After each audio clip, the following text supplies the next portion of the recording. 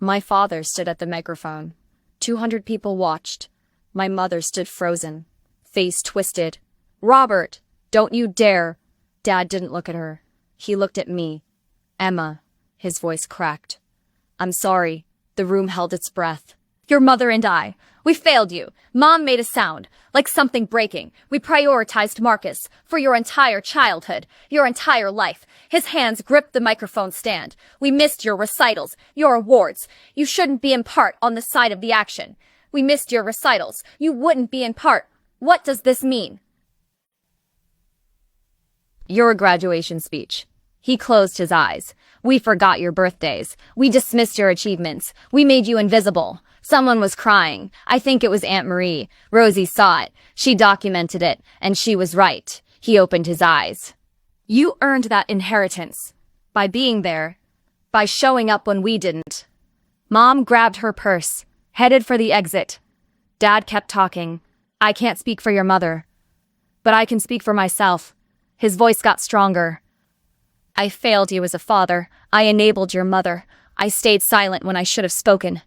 He looked at Marcus. "I'm sorry to you too, son. We put pressure on you, made everything about you. That wasn't fair either." Marcus's face was wet with tears. Dad turned back to me. "I don't expect forgiveness, but I acknowledge the truth.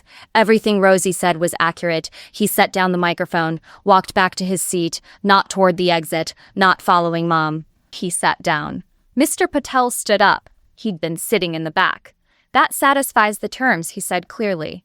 "The trust fund will be released to Marcus Rodriguez within 5 business days." Marcus stared at him, then at me. Chelsea whispered something in his ear. He stood up, walked over to me. For a moment I thought he'd yell, "Blame me." Instead, he hugged me. "I'm sorry," he said into my shoulder. "I'm so sorry, Emma. I hadn't expected that." "I didn't know it was that bad," he said. "I should have. But I didn't see it." His voice broke. "You're my sister. You've always been my sister. I'm sorry I let them make you invisible." Chelsea came over, took my hand. "Thank you," she said softly, "for the trust fund, for speaking up, for being here." I nodded, couldn't speak. Marcus pulled back, looked at me. "The condo. You really bought it?" "Yeah." Can we actually rent it?" "From you?" I smiled, a real smile. "First month free, as a wedding gift." He laughed, crying and laughing at the same time. "We'll pay on time, I promise. Every month. I know you will." The DJ started the music again, trying to salvage the reception. Some people left, uncomfortable, confused, but most stayed.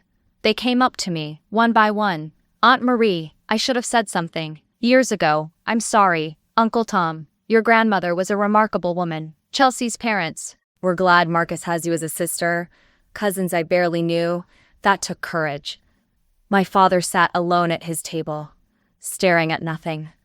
I walked over, sat down next to him. "Thank you," I said quietly. He looked at me, eyes red. It wasn't enough. What I said, "It's not enough for 27 years. No," I agreed, but it was a start. We sat in silence. "Your mother won't come back," he said. "Not tonight. Maybe not ever. That's her choice." He nodded. "It is." "Where will you go?" I asked. "Home, eventually. We'll see what happens." He looked at his hands. Can I call you sometime?" I thought about it. "Yeah, you can call." He nodded again. "Okay." The reception ended around midnight. Marcus and Chelsea left for their hotel. Honeymoon in the morning. Marcus hugged me again at the door. "Sunday dinner?" he asked. "When we get back? Just us 3? I looked at Chelsea. She smiled. "I'd like that," I said. I drove home. My apartment was quiet. I sat on my couch, opened my laptop, found the video file. "Grandma's face!" "Thank you," I whispered to the screen. 6 months later, things were different.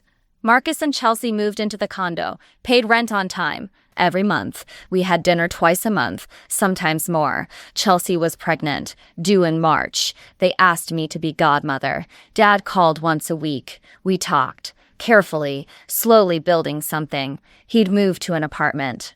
He and Mom were separated. "She won't talk about that night," he said. "Won't acknowledge it happened." "I know," I said. "Mom never called, never reached out. I didn't chase her. Some bridges burn, some doors close. I bought 2 more properties. Expanded my portfolio. quit my job completely, did real estate full-time. Sophie threw me a party. To Emma, finally visible. I laughed, cried a little. On what would have been Grandma's 79th birthday, I visited her grave. Brought yellow flowers, her favorite. Everyone sees me now, I said to the headstone, just like you wanted. The wind rustled through the trees. I could almost hear her voice. You were never invisible to me, baby. I smiled. I know, Grandma. I know. People ask me sometimes if I regret it. Playing the video, ruining the wedding, going nuclear. I don't, because it wasn't about revenge. It was about truth. For 27 years, I was the invisible child, the one they forgot, the one they overlooked. Grandma saw everything, documented everything. She gave me proof, evidence, a weapon made of truth, and when I finally used it, the world had to see what she'd always seen. I wasn't invisible anymore. I was the one holding the deed, the one who built an empire in the shadows, the one who showed up. Some people spend their whole lives waiting to be seen. I stopped waiting, and when the lights came on, I was standing right there. Impossible to ignore. I was 5 when I first realized I was invisible. Marcus was 7. He just started t-ball. Every Saturday morning would drive to the fields. Mom brought folding chairs. Dad brought the good camera. I brought my coloring books. Nobody watched me color. They were watching Marcus sit on the bench. He barely played. Maybe 2 innings all season. But we went to every single game. When I asked Mom if we could go to the park after, she'd say we were too tired. We weren't tired. We just used up all our family time on Marcus. That was the pattern. That was always the pattern. Marcus's activities were family events. Mine were obligations. He played baseball, then basketball, then football in high school. I did ballet, then art club, then honor society. Guess which kid had 2 parents in the audience? Guess which kid had an empty seat? Well, not completely empty. Grandma Rosie came to everything. Every recital. Every art show at the public library. She'd sit in the front row with her big purse and her camera. Afterward, she'd take me for ice cream. Your mother busy today? She'd ask carefully. I'd nod. Marcus had a game. Marcus had practice. Marcus had a thing. Grandma would press her lips together, but she never said anything bad about Mom. Not then. When I was 12, something changed. It was my birthday, November 2nd. I woke up excited. 13 felt important. Like finally becoming real. I came downstairs. Mom was making pancakes. Morning, honey. She didn't look up from the stove. I waited. Any second now. Happy birthday. She slid pancakes onto plates. Called Marcus down. We ate breakfast. Normal Tuesday breakfast. She didn't remember. Marcus had a tournament that weekend. A big one. 3 hours away. They left Friday afternoon. Told me to stay home. Do homework. We'll celebrate when we get back, Mom said, as an afterthought. At the door. They didn't get back until Sunday night. I took the bus to Grandma's house. Showed up crying. She opened the door, took one look at my face. Your mother forgot. It wasn't a question. I nodded. Grandma pulled me inside. Her jaw was tight. She'd already baked a cake, like she knew. We ate it together, just us. She sang happy birthday, but something was different that night. She pulled out a small notebook, black, leather-bound, started writing. What happened? Direct quotes when I could remember them. What's that for? I asked.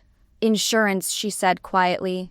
I didn't understand then, but she kept that notebook for 15 years. Every missed event, every forgotten moment, every time my parents chose Marcus. She documented everything. My high school graduation. I was valedictorian. Grandma was there, front row, crying proud tears. My parents were there too, in the back. Marcus had a football banquet. They took photos with me first, got their proof they came, then they left. Grandma watched them go, wrote in her notebook. That night she took me to dinner, just us. Emma, honey. She reached across the table. I need to tell you something. I waited. This isn't normal. What they're doing. It's not okay. I shrugged. I was used to it by then. I'm leaving you everything, she said, when I'm gone. The house, the accounts, all of it. I laughed. Grandma, you don't have to. I'm serious. Her voice was firm. You're the one who showed up, baby. For 18 years, you showed up. I didn't know what to say, and I'm making a record of all of it. So when they ask why, when your mother asks why, there's proof. She tapped the notebook. You've been invisible long enough, Emma. Someday, everyone's going to see what I see. I was 17. I didn't understand the weight of what she was saying, but she'd already started planning. The documentation, the video, the conditions in her will. She was building me a weapon. I just didn't know I'd need it yet. Not until 9 years later, at my brother's wedding. When my mother demanded I fund his down payment, when she called me selfish in front of 200 people, when I finally pressed play on Grandma's final gift. The projector wasn't supposed to show that video. We were watching Marcus and Chelsea's love story, baby photos, first date pictures, that kind of thing. Then the screen went black. My grandmother's face appeared, full screen, crystal clear. She was sitting on her yellow floral couch, the one I'd spent every Saturday on growing up. She looked tired, thin. This was 3 weeks before she died. I felt my stomach drop. If you're watching this, Grandma Rosie said to 200 wedding guests, it means I'm gone. The room went silent. Someone's fork clattered on a plate, and it means my daughter Linda is about to hear some truth she spent 27 years avoiding. I watched my mother's face turn white. Linda. Grandma's voice was gentle but firm. I love you. You're my daughter. But you failed, Emma. The AV guy scrambled for the controls. The venue coordinator rushed toward the booth, but nothing happened. The video kept playing. I'd locked the system 2 hours ago, when no one was looking. May 14th, 1998, Grandma continued. Emma's ballet recital. She was 8 years old. The lead swung. On screen, my grandmother's eyes were sad but steady. She kept asking me where you were, Linda. Where's Mommy? Is she coming? My mother stood up. Her chair scraped against the floor. You were at Marcus's baseball game. Grandma smiled sadly. He sat on the bench the entire time. But Emma? She danced beautifully for an empty seat. Turn it off. My mother's voice cracked. Turn it off. Aunt Marie gasped. Uncle Tom looked at his plate. Marcus looked at me. His fist said, Did you know about this? I didn't move. Didn't speak. I have 17 more examples, Grandma said. 17 times you chose one child over the other. The AV guy yanked cables. Nothing worked. November 2nd, 2003. Emma's 13th birthday. My mother grabbed her purse. Dad reached for her arm. You forgot completely. You were at Marcus's regional tournament. This is insane. Mom's voice was shrill. This is my mother's wedding. Your brother's wedding, someone corrected quietly. I think it was Chelsea's mom. On screen, Grandma leaned forward slightly. Emma showed up at my house that night, crying. She said maybe she'd gotten the date wrong. I remembered that night, the bus ride to Grandma's, the cake she'd baked anyway. But she hadn't gotten the date wrong, had she, Linda? My mother was crying now, Miss Sarah running. Dad tried to guide her toward the exit. Sit down, Linda. Grandma's voice was steel wrapped in velvet. You owe Emma 18 minutes. She gave you 27 years. Mom sank back into her chair, like Grandma was still alive, still the only person who could make her listen. Marcus stared at the screen. Chelsea held his hand tight. Let me tell you about the invisible child you created. Grandma folded her hands, and why she's getting everything I own. The video timestamp showed 0047 of 1832, 17 minutes left. I'd watched this video once, alone. In Grandma's attorney's office, I'd cried for an hour afterward. Now 200 people were about to hear every word. My mother looked. I worked with my mother and my buddy as a boy, and my face poking bad, and my face porch, and my photo called. Oh, I would love to come and do that, and call my face make me laugh. That's how I wrote the first time, and now I wrote what can I wrote after. But my hand didn't shake when I picked up my champagne glass. I'd been invisible for 27 years. Tonight everyone would finally see why. But let me back up. Let me tell you how I got here. Let me tell you about growing up as the child nobody chose. And about the grandmother who saw everything. I bought the condo 3 days after the engagement party. The one Marcus wanted. $400,000. Cash offer. Closed in 2 weeks. The sellers loved me. My parents had no idea. I hired a property manager. Listed it for rent. Market rate. $2,400 a month. Then I focused on the venue. The Ashford estate belonged to me now. I kept the staff, kept the bookings, kept everything the same, including Marcus's wedding. They booked it a year ago, paid the deposit. I honored the contract. Didn't change a thing, just changed who owned the building. My lawyer handled it through an LLC, Rodriguez Properties Holdings. My parents would never connect it to me. 2 weeks before the wedding, I met with Sophie, my best friend since college. The only person who knew the whole story. We sat in her apartment, wine and takeout. Walk me through it again, she said. I pulled out my folder, the one I'd been building. Video plays during the reception. After the slideshow, Grandma's face appears. How long? 18 minutes. Sophie's eyes widened. Jesus, she documented everything, every missed event. Direct quotes from my mom. And the AV guy locked the system. Can't be interrupted. Can't be stopped. Sophie took a long drink of wine. Your mom's gonna lose it. I know. In front of 200 people. I know. She studied my face. You're sure about this? I wasn't sure. Not completely. I'd had nightmares all week. The video playing, my mother crying, everyone staring, Marcus's wedding ruined. What if I'm making a mistake? I asked quietly. Sophie set down her glass. Emma, look at me. I looked. She called you selfish for not funding your brother's life. I know, after ignoring you for 27 years. I know, your grandma made this video for a reason. Sophie's voice was firm. She wanted them to see, really see what they did. But it's Marcus's wedding day. Marcus had every birthday. Every holiday, every moment of their attention. Sophie leaned forward. You had empty chairs and forgotten days. One wedding speech won't kill him. I looked at my hands. Besides, Sophie added, there's a trust fund for him, right? 500,000. If my parents acknowledge how they treated me. So this helps him too, in the long run. I wanted to believe that. What if they just leave? I asked. When the video starts, then everyone else still sees it. The truth still comes out. She was right. I'd already set it in motion anyway. The video was loaded. The system was locked. I just had to show up. A week before the wedding, I practiced, stood in my bathroom, looked in the mirror. Imagine my mother's face. This venue, I own it. My voice shook the first 20 times. By the 50th, it didn't. Marcus's dream condo, I bought it last week. I pictured the room, the silence. Grandma left me everything. 2.3 million. I've been investing. My reflection stared back. Did I look different? Feel different? I'd been invisible so long. Would they even see me when I spoke? 3 days before the wedding, my mother called.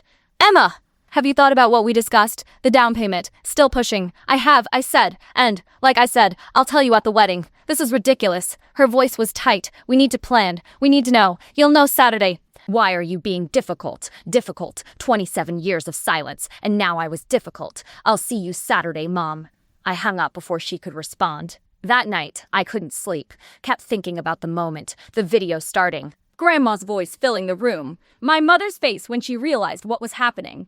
Part of me wanted to stop it. Call the AV company. Cancel the surprise. Just let it go. Move on. Cut contact quietly. But another part of me, the part that sat alone at recitals, the part that took the bus to Grandma's on forgotten birthdays, that part wanted them to know, wanted everyone to know. I pulled out Grandma's letter, read it again. You were never invisible to me. She'd seen me for my whole life. She'd documented it, recorded it, given me proof, not for revenge, for justice. The morning of the wedding, I got dressed carefully. Navy blue dress, simple, elegant, hair up, minimal makeup. I wanted to look put together. Wanted to look like someone who'd built something, not the invisible girl they remembered. I drove to the Ashford estate 2 hours early, checked in with the coordinator. She didn't know I owned the building. Found the AB booth. The tech guy from before gave me a thumbs up. All set, he said. Your grandma's video is queued, right after the baby photos. Can it be stopped? I asked one more time. Nope, locked system, plays all the way through. I nodded. Handed him an extra $200. Thank you. He looked confused, but took it. I found my seat, third table from the front, far enough to observe, close enough to hear everything. Guests started arriving. I watched them come in. Aunts, uncles, cousins, Chelsea's family, friends from college, 200 people who had no idea what was coming. My parents arrived. Mom, in a champagne-colored dress. She saw me, waved, smiled, the smile that said we'd talk later, about the money, about Marcus, about my obligations. Marcus looked nervous. Happy. Chelsea was glowing. They really did make a good couple. I felt a pang of guilt. This was their day, but it was also my reckoning. The ceremony was beautiful. They said their vows. Kissed. Everyone cheered. Reception started. Dinner. Toasts. Dancing. I waited. The slideshow would come after dinner. After the first dance, I had maybe 40 minutes. I checked my purse. The folder with documents. Then you deed. Condo deed. Trust fund papers. All there. Ready. Sophie texted me. You got this. Stand your ground. I texted back. Here we go. The DJ announced the slideshow. Lights dimmed. Marcus and Chelsea's faces filled the screen. Baby photos. Childhood. Growing up. First date. The music was sweet. People smiled. I watched the timescape in the corner. 3 minutes. 2 minutes. 1 minute. Then the screen went black. My grandmother's face peered. Here we go. My grandmother looked directly into the camera. If you're watching this, it means I'm gone. The room went silent. Forks stopped midair. Conversations died.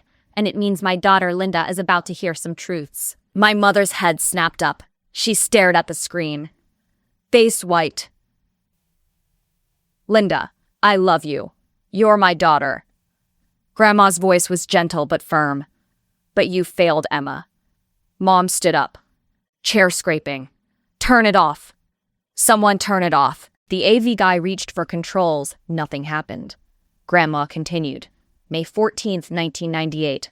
Emma's ballet recital. She was 8, the lead swan. People were looking around, confused. She kept asking me where you were, Linda. Where's Mommy? Mom's face crumbled. This is insane.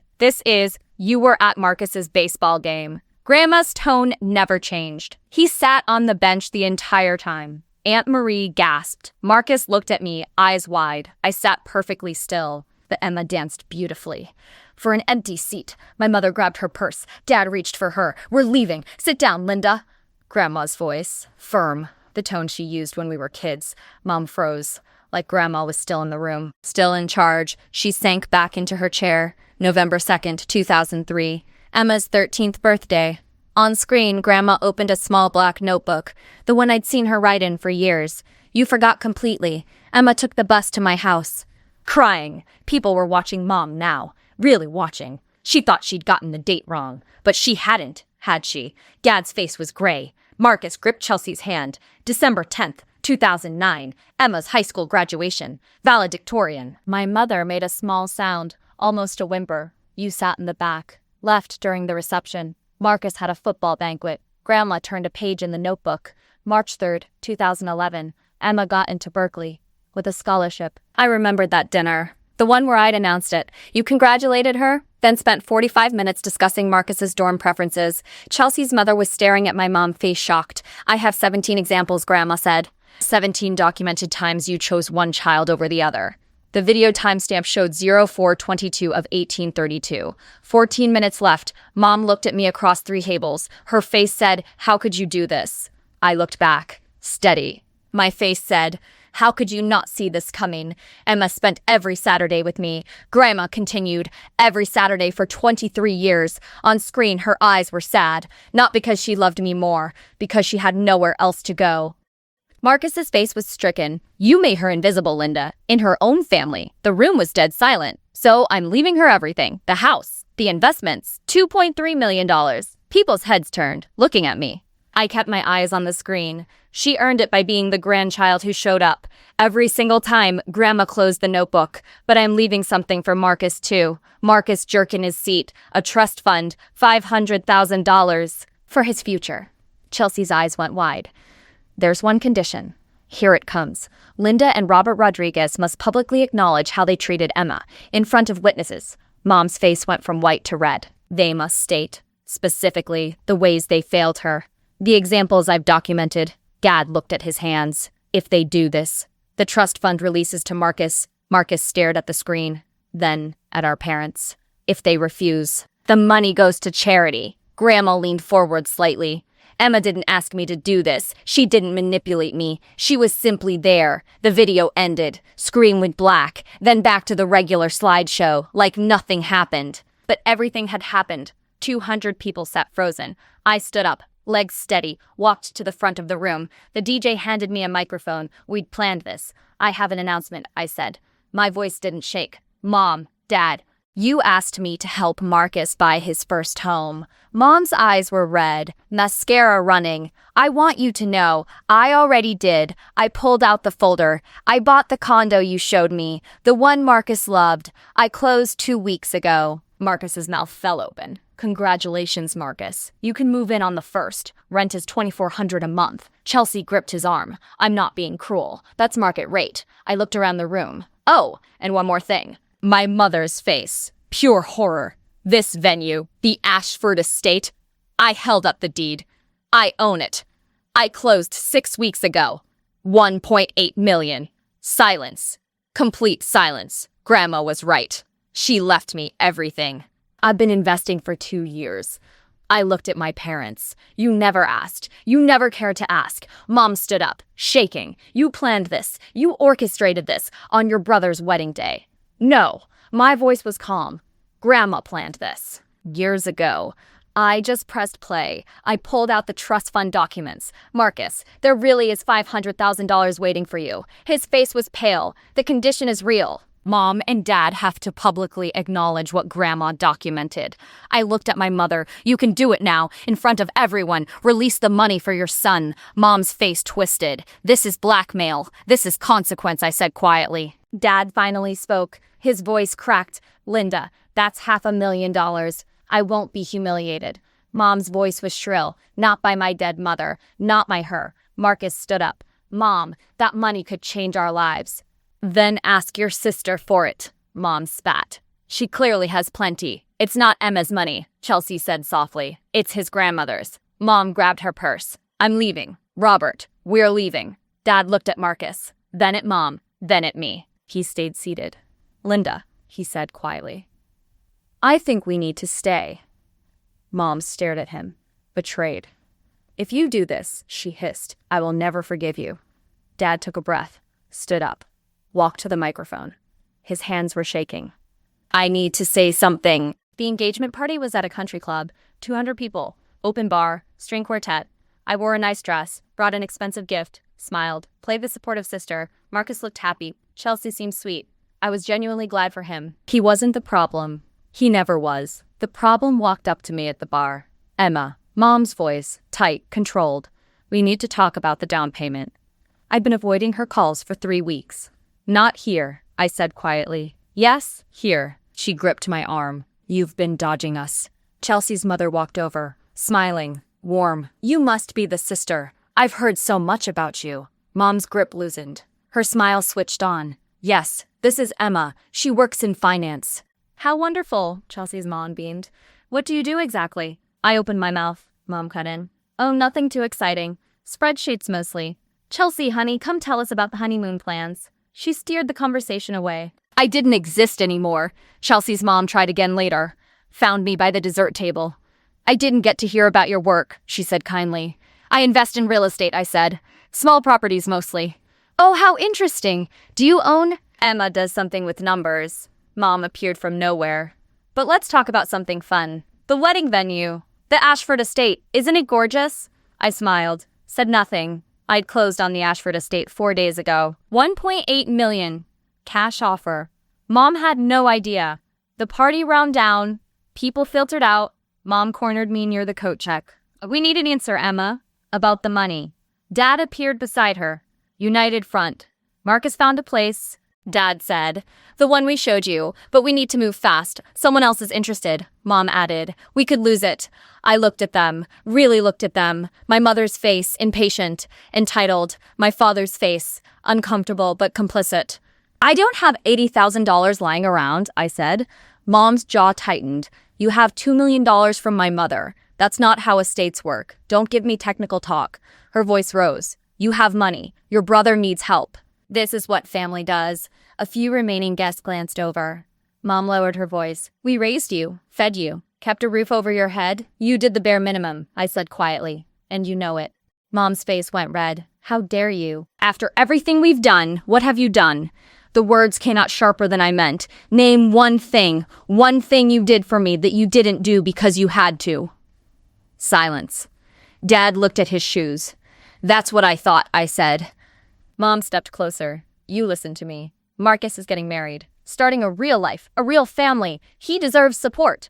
And I didn't? You were always fine. Mom's voice cracked. You never needed us. You had my mother. You were fine. I stared at her. She actually believed it. 27 years of neglect, and she'd convinced herself I was fine. We need an answer by Monday, Dad said. The sellers want to move fast. Take out a loan, Mom added. You're single, no kids. No responsibilities? You can afford the payments. No responsibilities. Like my life was just empty space. And if I say no? I asked. Mom's face went cold. Then you're not the person I thought you were. I almost laughed. She never thought about who I was. Marcus deserves this, she said. Don't be selfish, Emma. Not about this. They walked away, left me standing there. I sat in my car for 20 minutes, hands shaking, not from fear, from rage. 27 years. And she called me selfish.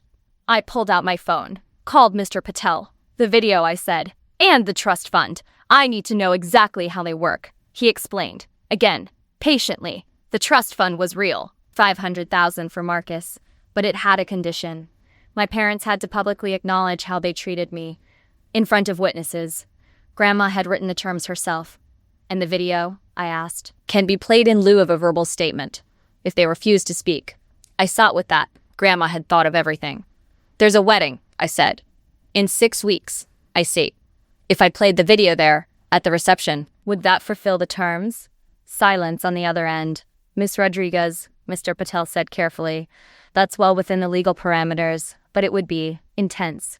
My grandmother made this video for a reason. She did. And she wanted them to hear it. In front of witnesses, he confirmed. Yes, I closed my eyes, saw my mother's face.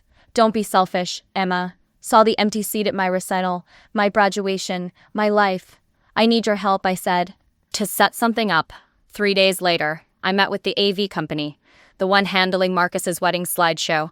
I need to add something, I said, to the video, as a surprise. The tech guy smiled. Sure, people do that. Extra photos, messages, whatever. I handed him a USB drive. This goes in the middle. Cue it to play after the baby photos. Lock the system so it can't be interrupted. He looked uncertain. Lock it? It's a surprise, I repeated. For my mother. For my grandmother. Very emotional. I showed him a photo of Grandma. Old, sick, sympathetic. She passed last year. This was her final message. We want to make sure it plays all the way through. His face softened. Oh man, yeah, we can do that. I paid extra. Cash. 2 weeks later, my parents called. Did you think about the down payment? Mom asked. I did, I said. And? I'll give you my answer at the wedding. Silence. What does that mean? Mom's voice went sharp. It means I need time to think. I'll tell you at the wedding. Emma, we need to know now. Wedding, I said. I'll see you there. I hung up. Let them wonder. Let them wait. I'd waited 27 years to be seen. They could wait 6 weeks. The call came on a Tuesday morning. I was 25. Working an entry-level finance job. Living in a studio apartment. Marcus was 23. Fresh out of college. Parents had helped him with first and last month's rent. Emma, honey. Grandma's voice sounded tired. Can you come over? I need to tell you something. I went that afternoon. She was sitting on the yellow couch, thinner than last time I'd seen her. It's cancer, she said. No buildup, no softening, pancreatic. Stage 4. The room tilted. 3 to 6 months. Maybe. I moved in that weekend. Took FMA from work. Someone had to take care of her. I called my parents. Told them. Mom's response. Oh, that's terrible. Let me know when visiting hours are. Like Grandma was in a hospital. Like there were visiting hours.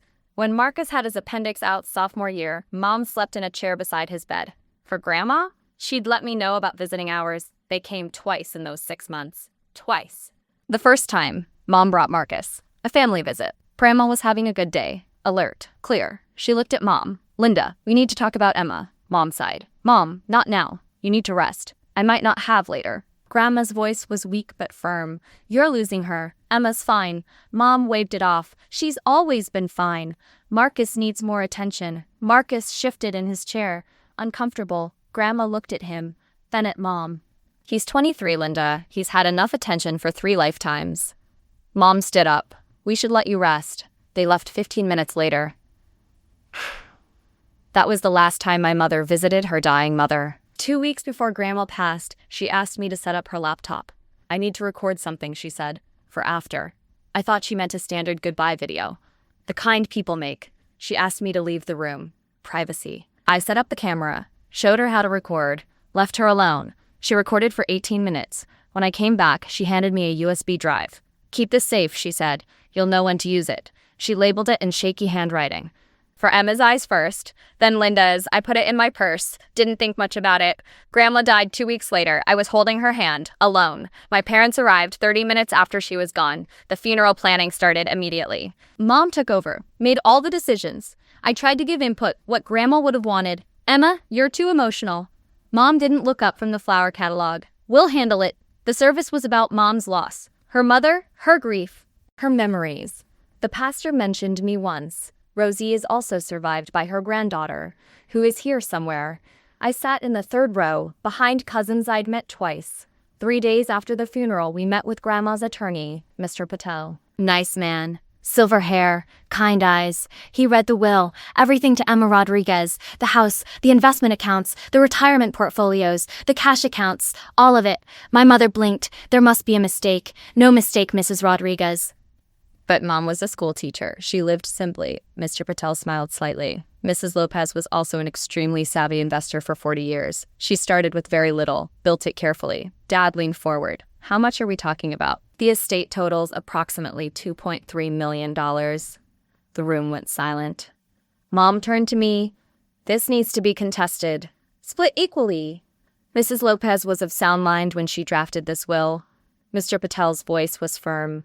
She left very specific instructions. He handed me a sealed envelope and the USB drive. She wanted you to have these privately, Emma. My mother's face went cold. This is ridiculous, she said. Emma must have manipulated her. Poisoned her against her own family. Marcus stayed quiet, watching. Dad put his hand on Mom's arm.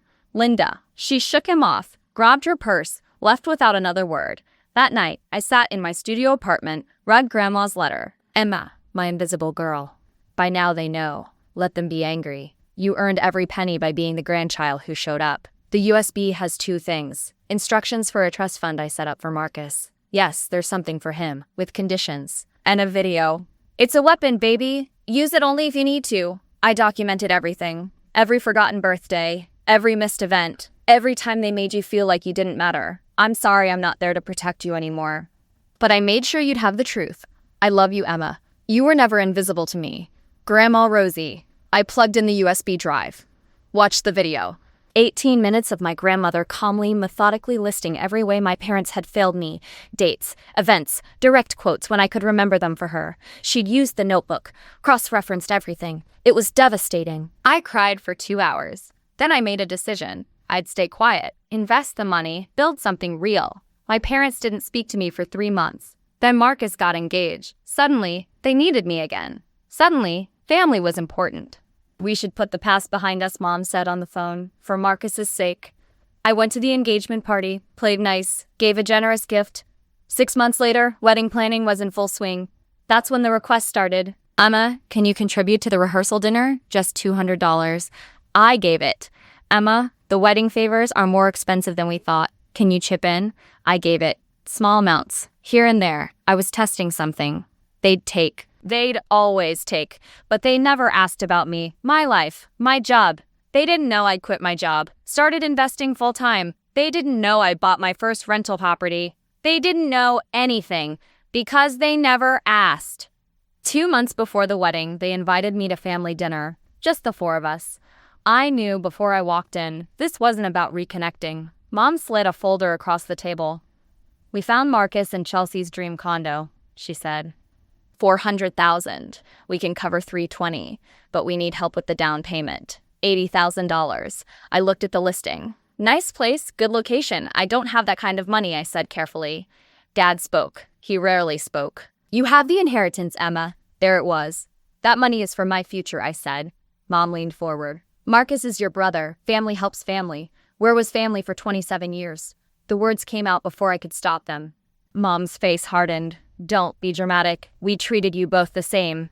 I almost laughed. You could take out a loan, Dad suggested. We'd co-sign. You co-signed my car once, I said, 5 years ago, for $8,000.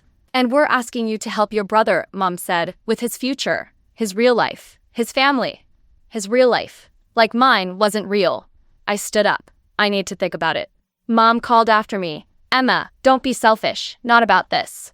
I drove home, sat in my car. 27 years. 27 years of being invisible. And now they wanted $80,000. I pulled out my phone, called Mr. Patel, the trust fund Grandma mentioned. For Marcus, what are the conditions? He told me. I smiled for the first time in weeks. Then I called the venue where Marcus was getting married. Is the Ashford estate for sale? I asked. It was. I'd like to make an offer.